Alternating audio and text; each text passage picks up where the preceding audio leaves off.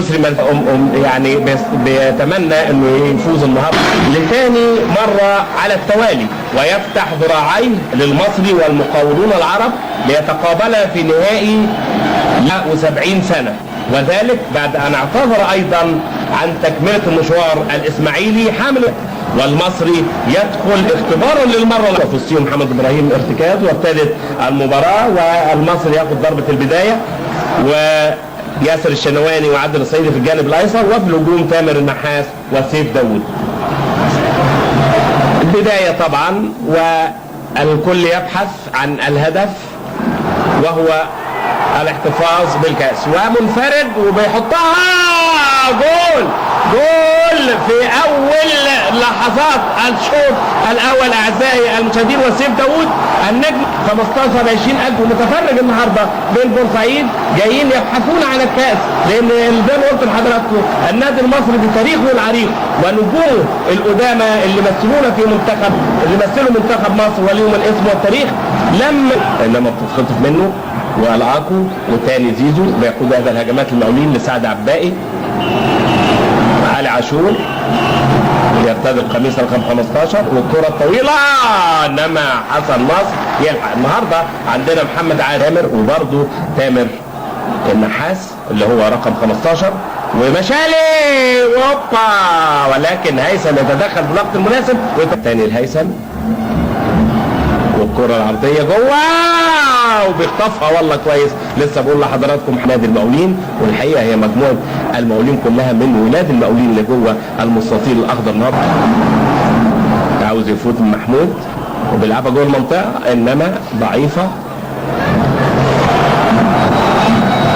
وتمريره كويسه لسعد عباقي عاوز يشوط ولعبها بكعبه كويسه لزيزو وبيحطها في المنطقه وفرصه انما بيتاخر عادل مارين. شوفوا حضراتكم طلع فين، وعلي عاشور وحلوه مخطوفه انما حسن نصر. يا سلام، تألق الموسم ده مع النادي المصري ايمن وبيشوطها حلوه والله ايمن، حلوه والله يا ايمن مشالي لعيب مميز. كان بدايته هو بيقول ان كان بدايتي النادي بالقاس، وبعدين راح على فكره الزمالك لعب فيه لغايه ما وصل 18 سنه، وبعدها بتفقد خطورتها. وعلي وفي الهايم حظك وحش يا علي هايم اليمين يتعاطف مع حسن نصر. اهو شوفوا حضراتكم كره حلوه قوي ملهاش حل والله، ملهاش حل يا علي، انما القائم اليمين يتدخل بالوقت المناسب ويتعاطف ميدي. وهينزل محمد سعد رقم القميص 25 محمد مشالي. شوف حضراتكم هو الفاكهه الحلوه في ماتش النهارده، وشوف حضرتك الكوره اللي بيمسكها مشالي فيها كوره فيها فن فيها فكر فيها مهاره فيها اتقان. الكوره البينيه اللي بتريح دي 44 ومشالي بيشوط والله كوره حلوه دي جت في القايم علي، وهنا طارق سليمان يمنعها من الدخول. اعزائي المشاهدين، وحتى نلتقي مع هذا الشوط الثاني لكم مني اطيب اسئله. هنشوف حصل تغيير بين الشوطين، لان الشوط الاول كان محمد سعد نزل في النادي المصري، التغيير الوحيد اللي حصل في الشوط الاول. انما مع بدايه الشوط طردوا الحكم والمقاولين بيلعب 10 بعد طرد وانفراد وبيحط جول جميل جدا جول جميل جدا حطها له. يا سلام يا مشالي، يا سلام يا مشالي، روعه روعه روعه، تمريره بينيه جميله زي اللي عملها والله حازم امام واللي انفرد بيها طارق مصطفى. اهو ايمن مشالي. يا سلام، التمرير مهم جدا يا جماعه. شوف لعبها لسيف وسيف حطها حلوه جدا ويقدر ينفرد وترجع تاني وهو يقدر يحط جول.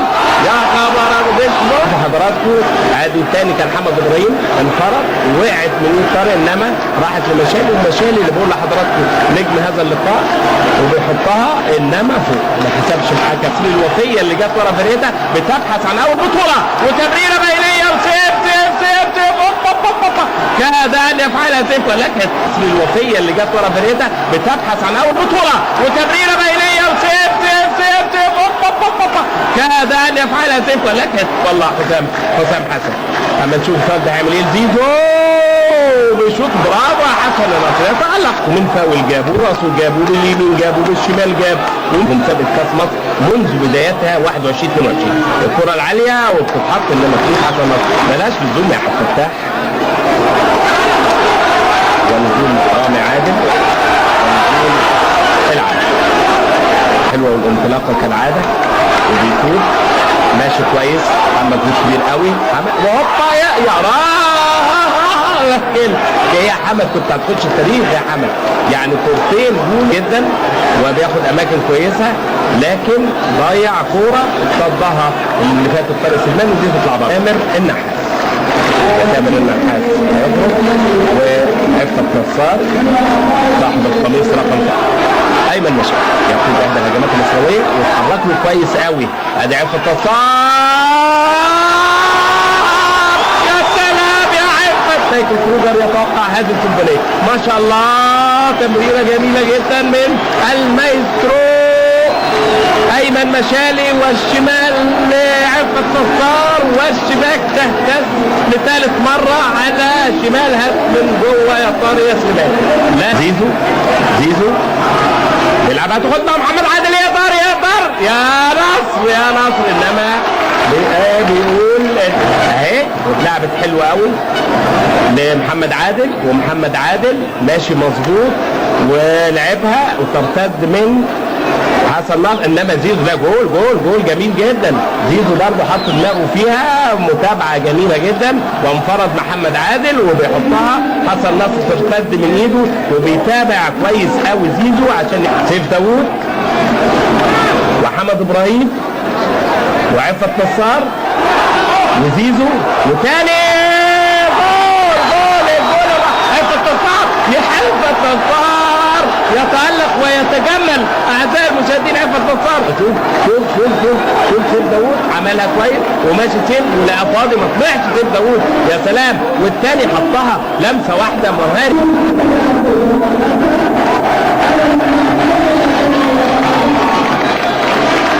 احمد العجوز وهيخرج نجم هذا اللقاء ايمن مشالي بيدي فوق يقدر زيزو جول يا سلام حلوه مخطوفه خطف يا محمد عادل من وسط حمد ومن وسط وبيحطها حلوه قوي وكان على انتظار وكان في انتظارها حسب الميعاد هو عادل وهو من الهدافين الصاعدين محمد وراح يهنيه طب ما ده لسه يعني ايه عادل محمد عادل ومعاه محمد سعد والحكم المصري. وجول المتابعه من العارف الاحوال والعارف متخصص ضربات الجزاء بيحطها وتتصد من حسن نصر ولكن العارف من زاويه صعبه جدا.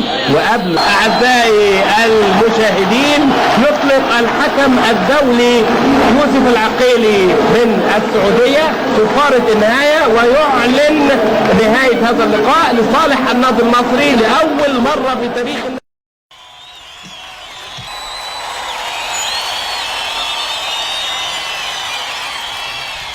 لولا عيونك دولة لولا عيونك دولة ما كنت عشقت ودبت الليل انا اول عمري